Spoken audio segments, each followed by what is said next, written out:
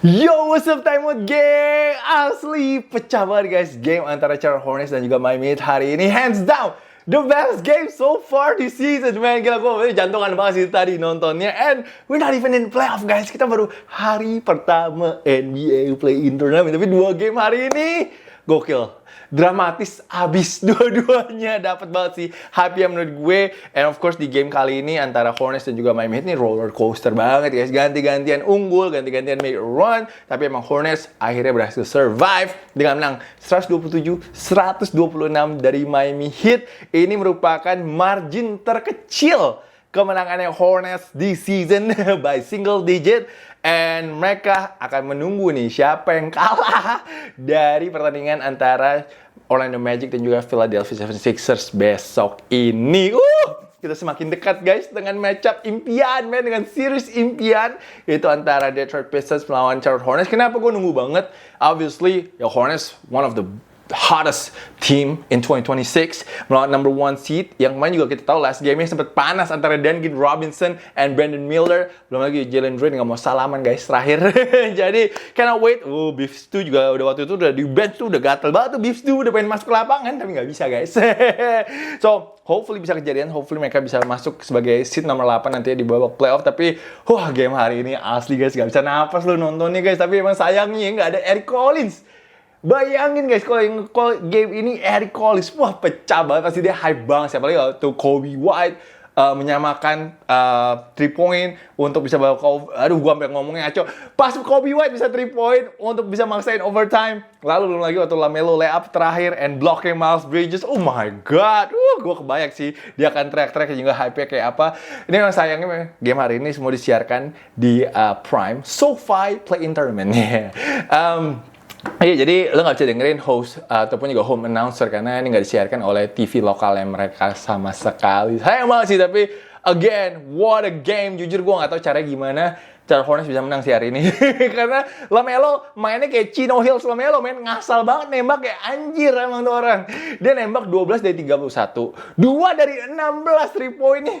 Bisa lo dia miss 14 3 point in a do or die game. That's crazy. Belum lagi Colin Kniple. Gue gak tahu dia kenapa tuh. Dia kayak demam panggung sih tadi sih. Colin Kniple main 34 menit cuma 6 poin. Lalu dia 0 dari 6 3 point nih. Jadi kalau lo gabungin LaMelo sama Con itu 2 dari 22 guys. Tapi untungnya yang lain wangi 3 point nih sih. Untung Kobe White wangi, Brandon Miller wangi babak kedua, Miles Bridges juga wangi. Untungnya itu kenapa? Untungnya cara Hornets bisa lolos guys. Sekarang gue agak males sih liat Miami Heat menang sih jujur. Gue yakin fansnya Miami juga seneng sih karena ya mungkin gak seneng setelah ngeliat si LaMelo cederain Bam. Itu gue juga bingung sih kenapa wasitnya gak nge-call ya. Karena itu di depan wasit sih. Itu menurut gue flagrant foul bisa aja sih si LaMelo.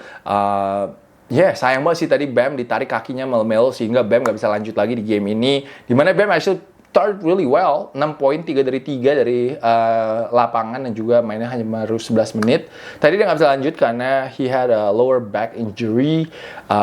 You never know, bisa aja sih kalau ada Bam, tadi bisa berbeda ya karena obviously Bam is Miami Heat's best player right now. So gue harapkan LaMelo beneran minta maaf ya. Tadi LaMelo mengeluarkan statement, dia akan ngecek Bam dan juga minta maaf karena menurut dia nggak sengaja. Itu gue nggak tahu juga sih, itu kan momentum tangannya LaMelo ya. Gue nggak tahu dia sadar atau nggak itu ada kakinya Bam, but unfortunately udah terjadi. Tadi Bam nggak bisa lanjut. Like I said, mungkin aja fans Miami juga sebenarnya agak seneng ya untuk bisa kalah di game ini karena obviously ini pastinya akan membuat Pat Riley panas. Buat Pat Riley panas pengen nyari superstar guys. And of course, you know who they trying to get? Giannis Antetokounmpo. Welcome to Miami Heat. Giannis, lo tau lah Giannis. Doc Rivers udah out. Lalu juga sekarang ini Shams kembali kan. Shams hari ini di ESPN udah kembali tuh manas-manasin lagi tuh, ya kan? Kayaknya bener sih, bisa aja sih kayak Giannis ke Miami. Walaupun gue udah capek dengan drama itu ya. Tapi kita tunggu aja lah nanti inilah. But,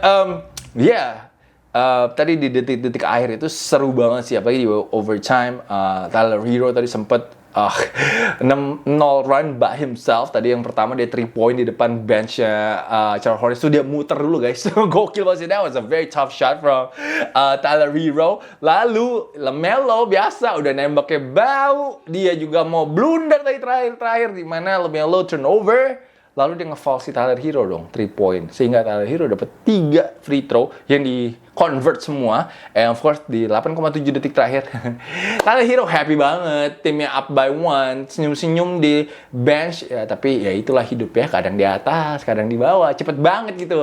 Life comes at you fast. Karena setelah itu, LaMelo berhasil balas dosanya dia dengan ngedrive and layup di depannya Jaime Jaquez Jr. And yeah, of course, terakhir juga ada Miles Bridges yang made a big game-saving block on Davion Mitchell. What a block though. That was a very athletic play by Miles Bridges. Gokil sih. Gokil banget. Itu menurut gue epic banget. Endingnya itu dapet banget sih dramanya hari ini. Like I said, probably the best play-in game ever sih. Kalian bisa setuju atau tidak, kalian bisa tulis di kolom komen di bawah. Melo tapi walaupun ngaco nembak ya, gue bingung sih. Dia tetap bisa double-double men, 30 poin, 10 assist. Dan selama dia ada di lapangan, dia plus 15 guys. Nggak masuk akal sih, asli nggak masuk akal menurut gue. Tapi selain itu, of course, big credit juga kepada Miles Bridges yang on fire with 28 points hari ini. And Brandon Miller, man, in the second half, dia juga step up dengan 23 points. Tapi tidak ada yang lebih crucial daripada Kobe White. Kobe White tadi di kuarter ketiga, 11 poin straight kalau nggak salah tadi. Untuk bisa end the third quarter. Belum lagi juga dia yang memaksakan untuk overtime. Gila 3 poinnya dia tadi di depannya Pelle Larsson ya. Depan Pelle Larsson tuh susah loh. Susah loh dia nembaknya. Tadi dia lompatannya lumayan tinggi sih untuk nembak 3 point itu. And Kobe White obviously big factor untuk Charlotte Hornets hari ini dengan 19 points off the bench. Gila tadi kalau nggak ada Kobe sih kelar sih Charlotte Hornets sih. Tapi gila keren ya. Di Charlotte itu tadi gue lihat penontonnya nggak ada yang duduk, men. Kayaknya mulai dari kuarter 4 kali ya. Oh, semuanya hype banget, men. Bener lu bisa ngerasain itu udah playoff atmosphere banget sih. Karena udah lama juga kali ya Charlotte nggak masuk playoff. Anjir, kapan Charlotte terakhir masuk playoff ya? Masih zamannya Baron Davis. Gue kayak udah lama banget nggak ngelihat. Nggak lah, Kemba Walker dulu udah ada lah. Kemba Walker kali ya terakhir ya. Zamannya dia masuk ke playoff. Tapi, man, lu bisa lihat sih seberapa fanatik fansnya di Charlotte Hornets sih. Shout out to them, though. Iya, Miami Heat tadi sayang banget sih. Terakhir kalau kalian lihat play-nya si Davion Mitchell, itu depan tuh Pelle Larsson kosong banget, boy. Kalau kalian nonton lagi replaynya, lu stop deh. Pasti Davion Mitchell lagi dribble, itu depannya kosong banget Pelle Larsson. Gue nggak ngerti sih kenapa dia nggak lihat sih. Because that was an easy outlet pass and that's gonna be an easy layup. And Miami Heat pasti akan menang sih tadi kalau si Davion Mitchell made that pass. So, I didn't know. Terus kalau hal beberapa detik kemudian juga lu bisa lihat kayaknya Norman Powell deh kayak. Norman Powell kayaknya juga kosong tuh tadi. Tapi dia coba layup dan akhirnya diblok sama si Miles Bridges. Sayang banget sih, karena di kuarter keempat tadi Andrew Wiggins udah on fire banget sih. And then they had like a 8-point lead, something like that.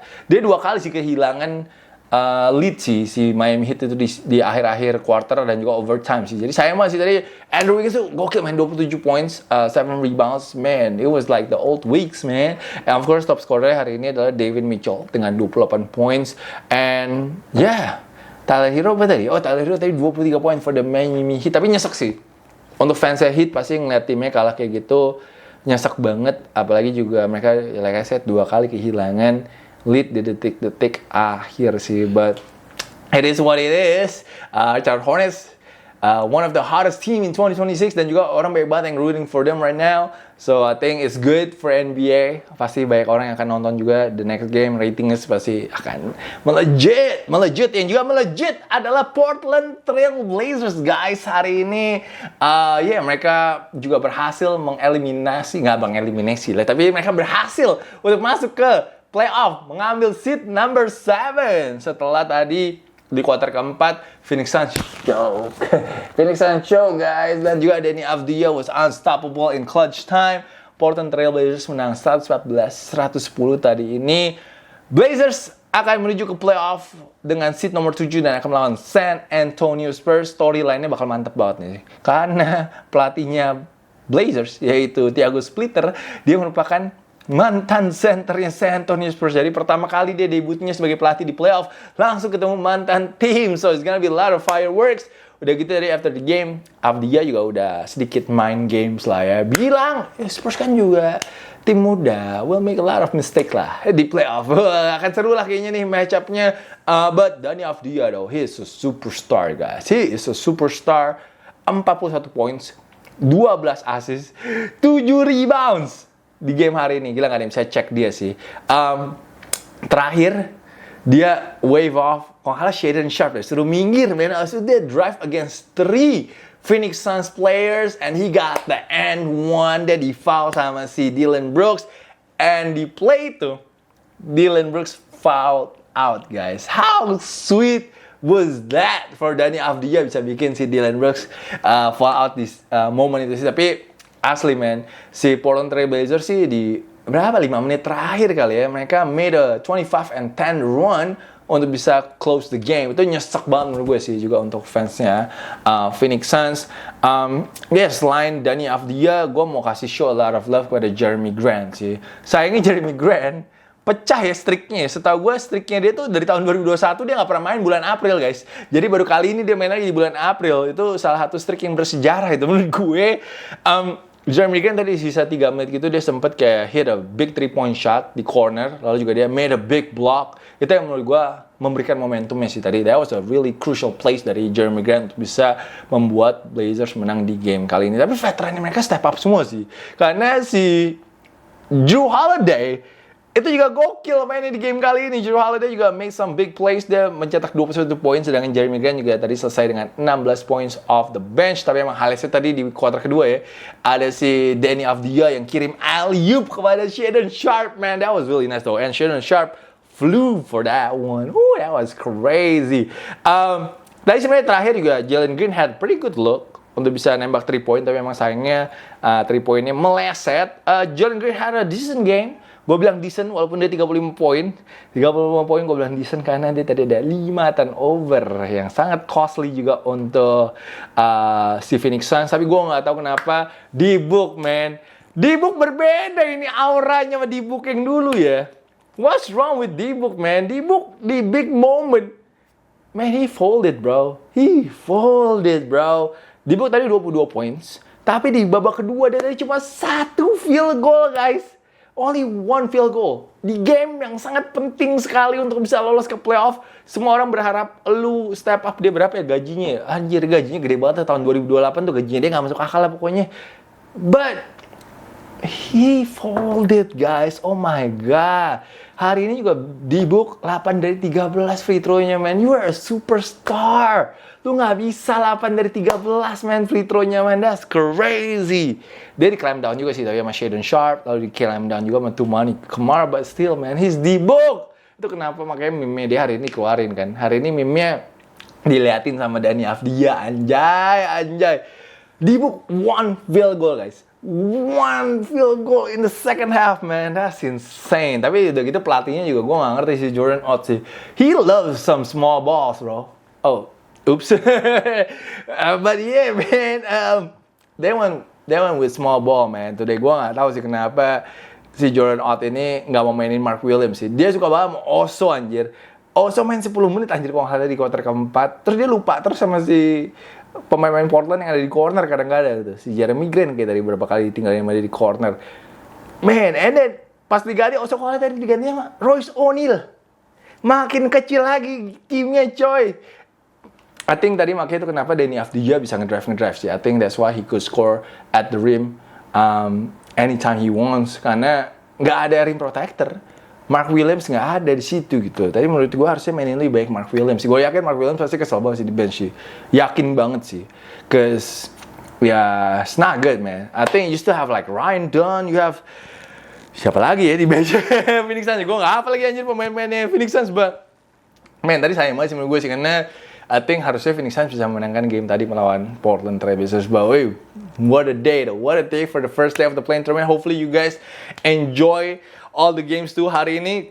Gue kalian gak sempet nonton, kalian wajib sih at least tuh lihat highlights sih. Tomorrow Warriors Clippers. Tomorrow morning gue sama P-Double akan ada di Prime besok untuk bawain game tersebut. Gue masih berharap Warriors bisa menang sih.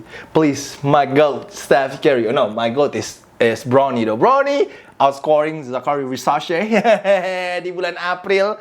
But no. But tomorrow, hopefully, gua nggak peduli Clippers gua kalah. But I need Steph, man. I need Steph to be the 8th seed, man, in the NBA playoff. That's what I need. So besok, kalau you have Prime, in Indonesia. Please make sure tune in, show some support. Satu lagi besok adalah Orlando Magic lawan Sixers. Kayaknya Sixers harusnya bisa menang sih. But cannot wait for tomorrow. I cannot wait for the NBA playoff though. For real though. I cannot wait for the NBA playoff. So itu aja guys. Gue tunggu untuk komentar kalian semua. Really appreciate everybody for always showing support. Thank you so much for watching Time Out today. And yeah, jangan lupa untuk support selalu jadi member guys. Klik join atau scan QR code. Thank you so much. I'll see you guys again soon. Peace out everybody.